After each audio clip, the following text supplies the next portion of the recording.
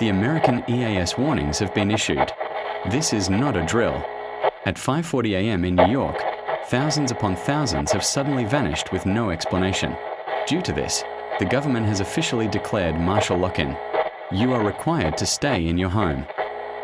The government has also said that the martial lock-in will last 5 weeks. Please follow guidance from the government. As we speak, thousands upon thousands are vanishing. The main parts of the vanishing event are in New York, Los Angeles, Rhode Island, and in Alaska. If you lose contact to family members or close friends, it is a shame that they might have either vanished or have no time. If you have any questions, please contact the Department of Safety.